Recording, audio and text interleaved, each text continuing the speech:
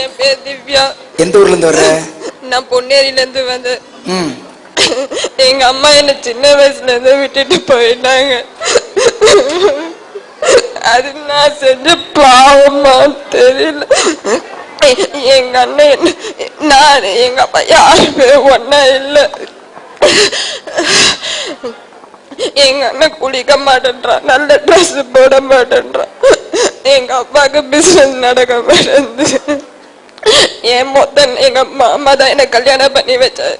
மொத்த நகையுமே எங்க வீட்டுக்காரர் வச்சுட்டாரு. எங்க மாமியாரு நான் எங்க மாமன் எல்லாம் ஒன்னாதான் இருந்தோம். ஆனா அங்கிருந்து சண்டை போட்டுட்டு வந்து அம்மா வீட்டுல தான் இருந்தோம். ஆனா அம்மா அப்பா தான் எனக்கு பிடிக்கவே பிடிக்காது. எங்க அப்பா இறந்துட்டாரு. இப்ப எங்க அண்ணனை பார்க்கணும், நானும் எங்க அண்ணன் எல்லாம் ஒன்னா இருக்கணும். என் புருஷனுக்கு எனக்கு பிடிக்கவே பிடிக்காது. ஒன்னா இருந்தா சண்டை தான் வரும். என் குழந்தைய நான் சாவடிக்கணும்னு தான் இருந்தேன். எப்ப பார்த்தாலும் அடிச்சுட்டே இருப்பேன். பார்த்தாலே ஒரு வெறுப்பு வருது.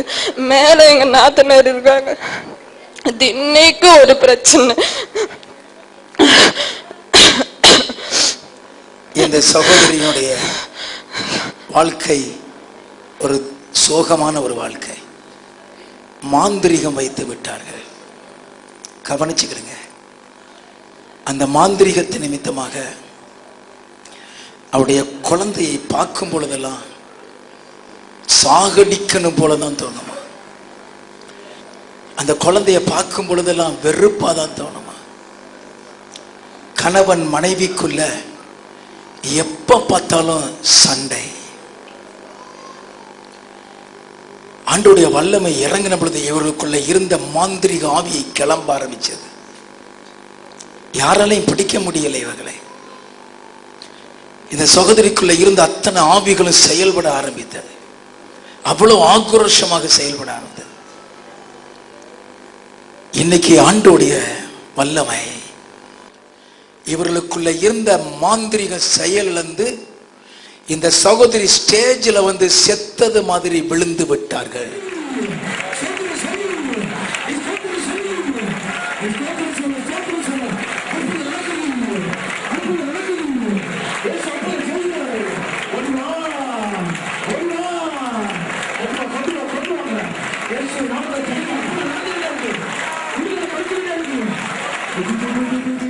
அவர்களுக்குள்ள இருந்த சகல மாந்திரிக ஆவியும் செயலிழந்து போய்விட்டது. பிசாசு போய்விட்டது.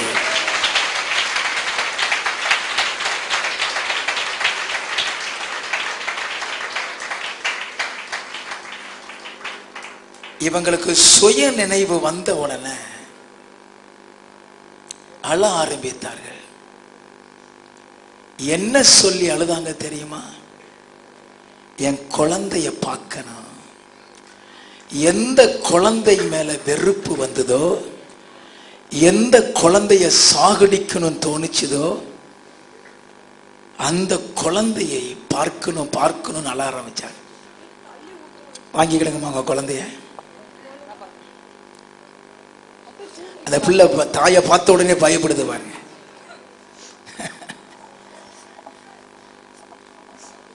இப்படிலாம் பிள்ளைய முத்த மாட்டாங்க. உனக்கு இங்க என்ன நடந்ததுன்னு தெரியுமா? ஒண்ணுமே தெரியாது. ஒண்ணுமே தெரியாது. நல்லா கவனிச்சுங்க.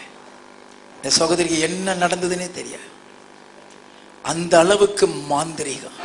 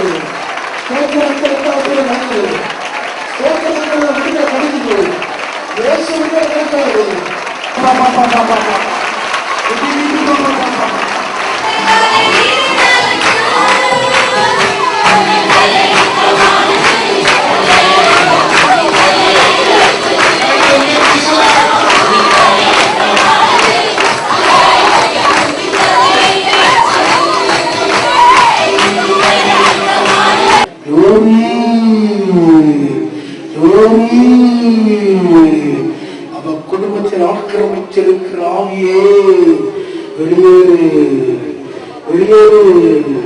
கட்டளை கொடுக்கிறேன், கட்டளை கொடுக்கிறேன். இயேசுவின் நாமத்தில் எழுந்துரு, எழுந்துரு.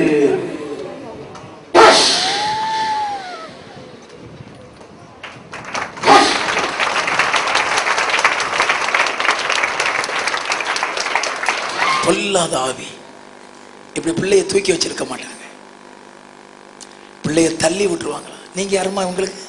இங்க வாங்க, பக்கத்துல வாங்க. பிள்ளைய என்ன செய்வாங்க? உங்க குழந்தைய என்ன செய்வாங்க? தூக்கி கடாசிடும், போட்டு அடிக்கும், அப்படியே புடிச்சு கிள்ளிடும், தூக்கி தூக்கி சிரி போட்டுரும், இல்லன்னா மொட்டு மொட்டுன்னு மொட்டும். இன்னைக்கு அவங்களுக்குள்ள இருந்த பிசாச பாத்தீங்களா? நான் பாக்கலையே, எனக்கே தெரியாது. அதுக்கு சரி, இவங்க ஒரு பக்கம் உளுந்து கிடந்தாங்க. நீ வேண்டாம்மா, நீ வேணாம், உங்க அப்பா வேணாம், யாருமே வேணாம், எனக்கு அத்தை தான் வேணும், அத்தை தான் வேணும், அதுக்குன்னே நான் அடிப்பேன் என் குழந்தை. அந்த பிள்ளை அவங்க அம்மாட்ட போகவே அப்படி பயந்தது. இந்த குடும்பத்துக்காக ஜெபித்துக்கிடுங்க. இவங்க இந்து மார்க்கத்தை சேர்ந்தவர்கள். ஆனா என் குழந்தை ஜெபம் பண்ணுவா, முட்டி போட்டு சோதரம் சொல்லுவா, கை தட்டுவா. இந்த பொல்லாத மாந்திரியம் இவங்க தொடக்கூடாது. இன்னைக்கு என் ஆண்டவர் இயேசு விடுதலை கொடுத்திருக்கிறாங்க.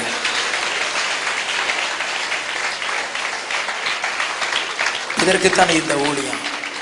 எதற்கு இயேசு சிலுவையில் அறையப்பட்டார் ஐயா? இப்படிப்பட்டவருடைய கண்ணீரை துடைக்கத்தான் என் ஆண்டவர் சிலுவையிலே அறையப்பட்டார். இவருடைய வேதனையை நீங்கும்படியாகத்தான் இயேசு வேதனையின் பாதையிலே கடந்து வந்தார். இவர்களுக்கு ஒரு ஆறுதலையும் சமாதானத்தையும் பிசாசின் கொடுமையில் இந்த விடுதலை கொடுக்கும்படியாகத்தான் இயேசு இந்த ஊழியத்தை நடத்தி வந்து கொண்டிருக்கிறார். இயேசுவுக்கு மகிமை உண்டாகட்டும், என் ஆண்டவர் இயேசுவுக்கு மகிமை உண்டாகட்டும். இது நன்மை செய்யக்கூடிய ஊழியம். அல்லேலூயா. இங்க பாருங்க, பிள்ளை மீது எத்தனை அன்பு இப்பொழுது இருக்கிறது. பிள்ளைய பார்க்கவே பிடிக்காது. இயேசு இன்னைக்கு ஒரு அன்பை உருவாக்கி விட்டு இருக்கிறார். இயேசு இருந்தா அன்பு உண்டாகும். பிசாசு இருந்தா குழந்தைய கொன்று போட்டு விடும். இயேசுவுக்கும் பிசாசுக்கும் உள்ள வித்தியாசம் அதுதான். அல்லேலூயா. இப்பொழுது ஆண்டவர் இந்த சகோதரிக்கு விடுதலை கொடுத்திருக்கிறார். இதுதான் the success of this ministry. இந்த ஊழியத்தின் ஒரு வெற்றி இதுதான் ஐயா.